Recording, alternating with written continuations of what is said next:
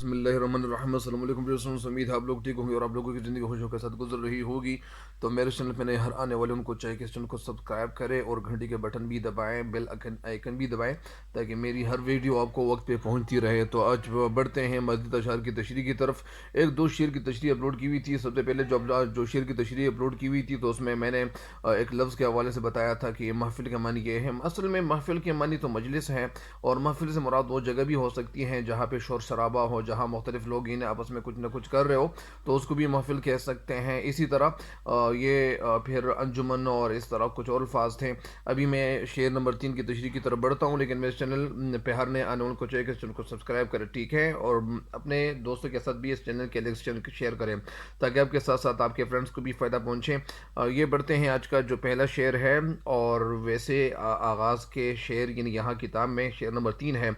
شعر نمبر 3: گل کی کلی چٹک کر پیغام دے کسی کا، گل کی کلی چٹک کر پیغام دے کسی کا، ساغر ذرا سا گویا مجھ کو جہاں نما ہو. گل کی کلی چٹک کر، چٹک کا مطلب ہے کھل جانا، یعنی وہ پودا جو کھل جائے یا وہ پھول جو کھل جائے یا اس طرح وہ حرکت کر لے. پیغام دے کسی کا، یعنی وہ جب وہ گل یا پھول جب وہ کسی کا پیغام دے، یعنی اس کا مطلب یہاں پہ یہ ہے. اور وہ کیوں پیغام دے، یعنی اس کے اندر حرکت کیوں پیدا ہو. ساغر ذرا سا گویا مجھ کو جہاں نما ہو. ساغر کے معنی پیالہ، اور ذرا سا گویا مجھ کو جہاں نما ہو. جہاں نما، جہاں کا مطلب ہے یعنی دنیا نظر آنا، یعنی وہ دنیا جس میں یعنی ایسا پیالہ جس پیالے میں یعنی زیادہ تر لوگ یہ بھی کہتے ہیں کہ پرانے دور میں جب آئینہ نہیں تھا، شیشہ نہیں تھا، تو اس وقت لوگ شیشے کی جگہ، آئینے کی جگہ کیا کرتے تھے، آئینے کی جگہ وہ پانی میں دیکھتے تھے اور ان کو اپنی شکل نظر آتی تھی. یہ باتیں تو ہم نے سنی ہوئی ہے، لیکن یہاں پہ کہنا یہ چاہتے ہیں کہ ساغر کا مطلب یہاں پیالہ ہے، اور مجھ کو جہاں نما ہو یعنی مجھے جہان نظر آئے. یعنی اس پیالے میں جب آپ دیکھیں اور آپ کو اس پیالے میں آپ کو اپنے چہرے کی بجائے آپ کو دنیا نظر آئے. اصل میں یہ شعر کیا ہے، اس شعر کے حوالے سے شعر کہنا یہاں یہ چاہتے ہیں، اصل میں یہ تشبیہ ہے. اور تشبیہ کس کی طرف اشارہ کیا ہوا ہے؟ اس شعر کی تشریح تو میں سب سے پہلے آپ کو بتا دوں کہ شعر کی تشریح کیا ہوتی ہے. اس شعر کی تشریح آپ سنیں گے چلا تو پھر آپ کو سمجھ آ جائے گا. یہ شعر میں کہنا یہ چاہتے ہیں کہ جب پھول کی کلی چٹکے، یعنی پھول کی جو کلی ہے وہ چٹکے اور وہ اس میں حرکت پیدا ہو، تو ظاہری بات ہے کہ حرکت میں پیدا ہو، تو جب پھول میں حرکت پیدا ہوتی ہے تو ظاہری بات ہے کہ پھول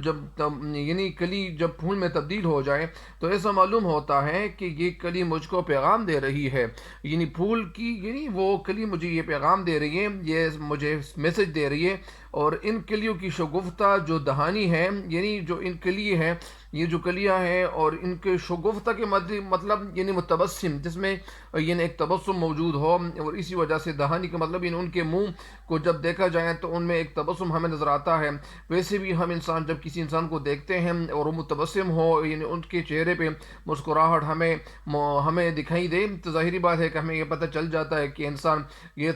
شگفتہ مزاج ہے، اور ان کے مزاج میں یعنی ہنسی مسکراہٹ والی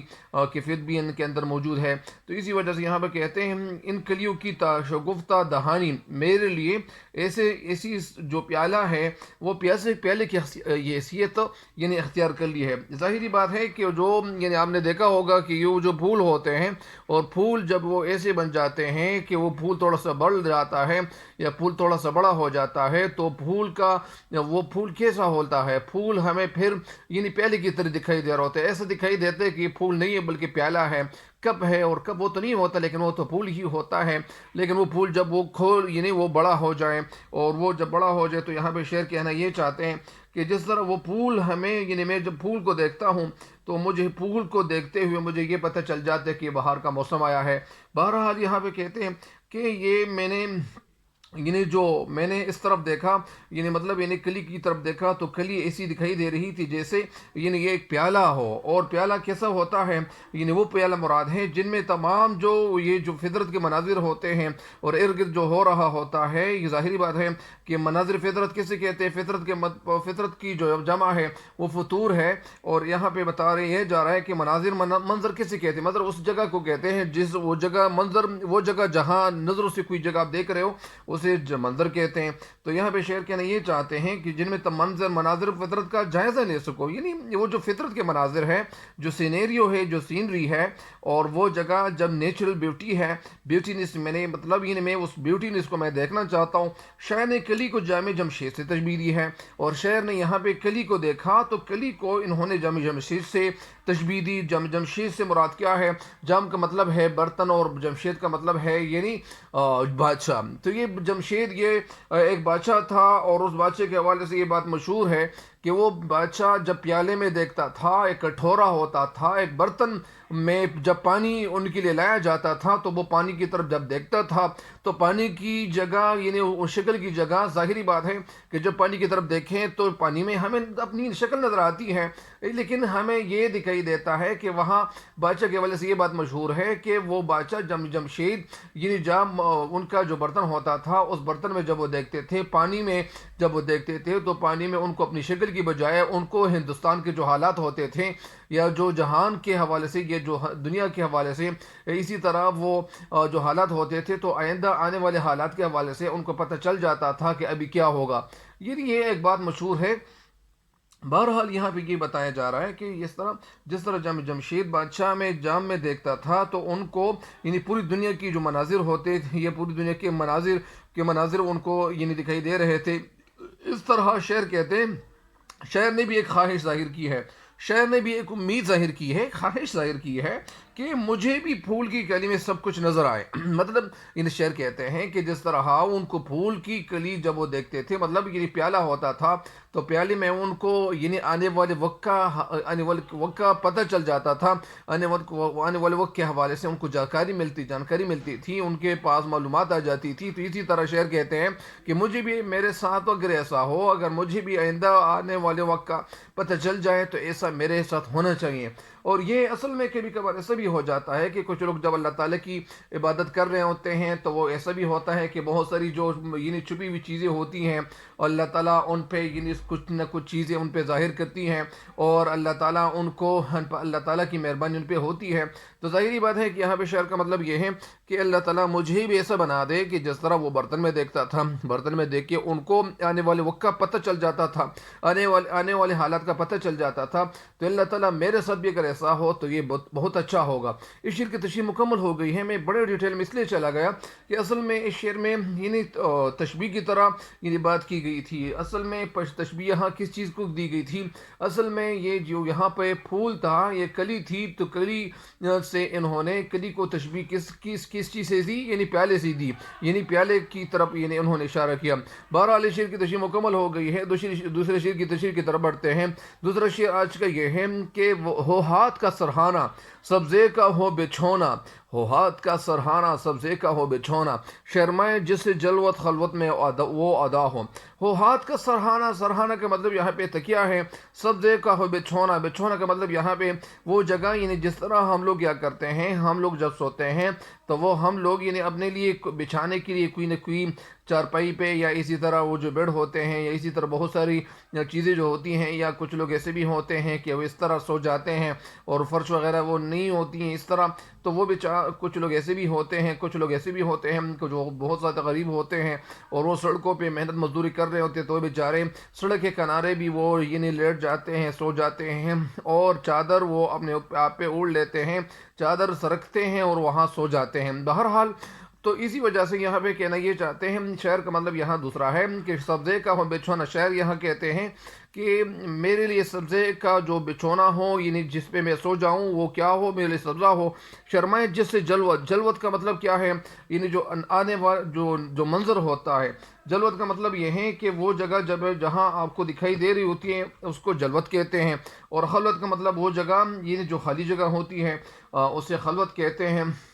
تو یہاں پہ شاعر کا مطلب کیا ہے؟ یعنی جلوت کا مطلب یعنی سامنے آنا یا نظر آنا، اس کو جلوت کہتے ہیں. اور خلوت کے معنی ہے تنہا ہونا یا تنہائی کو. پھر کیا کہتے ہیں؟ تنہائی کو یعنی ہم خلوت کہتے ہیں. شاعر شعر میں ہمیں کہنا یہ چاہتے ہیں، شاعر شعر میں ہمیں بتانا یہ چاہتے ہیں، اس شعر میں علامہ اقبال رحمۃ اللہ علیہ دنیا کے شور شرابے سے تنگ آ گئے ہیں. اور وہ تنگ اس لیے آ گئے ہیں کہ وہ کہتے ہیں کہ یار مجھے اسی جگہ ملنی چاہیے کہ وہ جگہ بڑی خوبصورت ہو، وہاں پانی ہو، وہاں سرسبز و شاداب جگہ ہو، پہاڑ پہاڑ ہو اور پانی کا گرنا ہو، پانی کی جگہ میں یا جو پانی کے دریا ہوتے ہیں وہاں سے وہاں پانی کا بہاؤ ہو اور پانی بہہ رہا ہو، اور پانی جب وہ بہہ رہا ہو تو یہ ماحول پیدا ہو، پانی جب بہہ رہا ہو تو یہ ہو، بہت ساری باتیں انسان کے ذہن میں آ جاتی ہے۔ اسی وجہ سے شعر میں کہنا یہ چاہتے ہیں، علامہ اقبال رحمۃ اللہ دنیا کے شور شرابے سے تنگ آ گئے، اور وہ اصل میں کسی ایسی جگہ کی تلاش کرتا ہے کہ وہ جگہ خالی ہو اور وہ جگہ پہاڑ ہو۔ وہ اپنے رب سے خواہش کرتا ہے، یہ تمنا کرتا ہے کہ اللہ تعالیٰ مجھے کسی ایسی جگہ مجھے لے جائیں، اور اے میرے رب مجھے کسی ایسی جگہ پہ لے جائیں، مجھے کوئی ایسی جگہ ہونی چاہیے کہ وہ جگہ وہاں پہ میرا کوئی اپنا یعنی پکا مکان نہ ہو، وہاں پہ میرا کوئی بنگلہ نہ ہو، وہاں پہ میرا کوئی پکا گھر نہ ہو، اور وہاں پہ میرا کوئی ایسا یعنی جس کو کہتے ہیں کہ ایسی جگہ نہ ہو، بنگلے نہ ہو، بلکہ میرا ایک چھوٹا سا مکان ہو، اور جہاں پہ میں مطلب یعنی اس مکان میں ظاہری بات ہے کہ جب جنگل کی طرف جائیں گے تو وہاں پہ وہ یعنی آرائش و زیب و زینت کی جو سامان ہوتا ہے، یا وہ سامان جہاں اپنے گھر میں یعنی مثال کے طور پر یعنی بہت سے لوگ ایسے ہوتے ہیں کہ ان کے گھر میں یعنی جو گرمی کا موسم ہوتا ہے تو ان کو یہ پتہ نہیں چلتا کہ گرمی کا موسم کس طرح آیا۔ بہت سے لوگ ایسے بھی ہوتے ہیں کہ جب سردی کا موسم آتا ہے تو سردی کے موسم میں ان کو یہ پتہ نہیں چلتا کہ یہ سردی کا موسم ہے، یہ گرمی کا موسم ہے، تو اسی وجہ سے وہ لوگ یعنی ان چیزوں سے بے خبر ہوتے ہیں۔ لیکن کچھ لوگ ایسے بھی ہوتے ہیں کہ وہ بیچارے کہیں ایک جگہ کبھی دوسری جگہ وہ یعنی زندگی گزار رہے ہوتے ہیں، زندگی کے دن کم یعنی کیا کرتے ہیں وہ گزارنے لگتے ہیں۔ تو اسی وجہ سے شعر کا مطلب یہاں پہ یہ ہے کہ جب میں کسی ایسی جگہ پہ جاؤں کہ جہاں خاموشی ہو، وہاں پہاڑ ہو، وہاں آبشار ہو، پانی کا گرنا ہو، پہاڑوں کے اندر جو سنسناہٹ ہو، اور خاموشی ہو، اور سنسان جگہ ہو، ویران جگہ ہو، تو اسی وجہ سے شعر کہتے ہیں کہ اس جگہ پہ مجھے یعنی میرے گھر میں جو فیسلٹیز جو ہوتی ہیں، جو سہولتیں ہوتی ہیں، وہ سہولتیں میرے سامنے نہ ہو، بلکہ ان سہولتوں کی جگہ، ان سہولتوں کے بجائے میرے لیے کیا ہو، میرے لیے وہاں پہ ظاہری بات ہے کہ جب آپ کسی ایسی جگہ پہ جائیں گے تو آپ کے گھر میں تو بہت ساری سہولتیں ہوتی ہیں، لیکن وہاں پہ آپ کے لیے کوئی ایسی جگہ نہیں مل سکتی۔ اسی وجہ سے شاعر یہاں پہ یہ تمنا کرتا ہے کہ اللہ تعالیٰ اس جگہ پہ میرے لیے یعنی جو تکیہ ہوتا ہے، تکیہ تو ہم اپنے سر کے نیچے رکھتے ہیں، اور تکیہ جب ہم رکھتے ہیں تو وہ لوگ پھر سو جاتے ہیں، تو یہاں پہ شعر کہتے ہیں کہ میرے لیے ان تکیے کی بجائے میرا ہاتھ ہو، اور میں اپنے ہاتھ کو اپنے سر کے نیچے رکھوں تاکہ مجھے نیند نہ جائے، اور پھر بستر کی بجائے میرے لیے یعنی زمین پہ جو اگی ہوئی گھاس ہو، یعنی وہ گھاس کو انگلش میں گراس کہتے ہیں، GRASS ہو، یعنی گراس ہو میرے لیے اور گھاس ہو، اور میرے لیے یعنی مطلب یعنی جس پہ میں سونا چاہتا ہوں، یہاں گھر پہ تو بہت ساری سہولتیں ہوتی ہیں، لیکن یہاں پہ کہتے ہیں کہ میں اس جگہ پہ یعنی گھاس پہ سو جاؤں، اور میرے سر کے نیچے میرے لیے تکیہ ہو، تکیہ کیا ہو، تکیہ میرے ہاتھ ہو۔ اور اسی وجہ سے شعر کہتے ہیں کہ مجھے ایسی جگہ لے چل، مجھے ایسی جگہ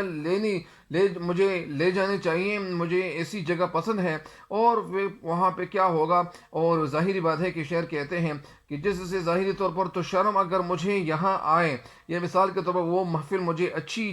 نظر آئے گی، اور لیکن مجھے یعنی ایسی جگہ پہ جانا چاہیے۔ کچھ لوگ ایسے بھی ہوتے ہیں کہ وہ یہ جو شور شرابہ ہوتا ہے شہروں میں، وہ شور و شرابے سے تنگ آ جاتے ہیں، وہ یہ پہلگاہوں کا رخ کرتے ہیں، نیچر بیوٹی کی طرف یعنی رخ کرتے ہیں۔ کچھ لوگ ایسے بھی ہوتے ہیں کہ وہ کہتے ہیں کہ اللہ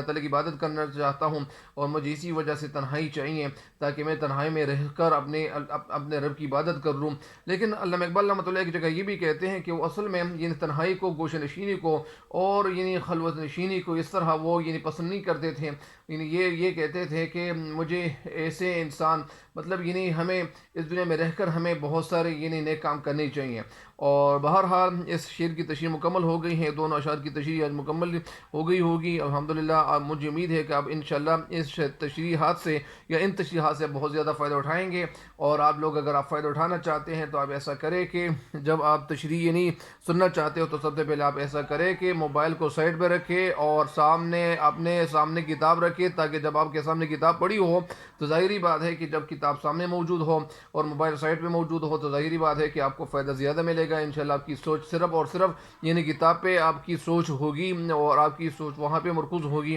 تو مجھے امید ہے کہ آپ انشاءاللہ ان اشعار کی تشریح سے ضرور فائدہ اٹھائیں گے۔ تب تک کے لیے دیجیے گا مجھے اجازت، اللہ نگہبان۔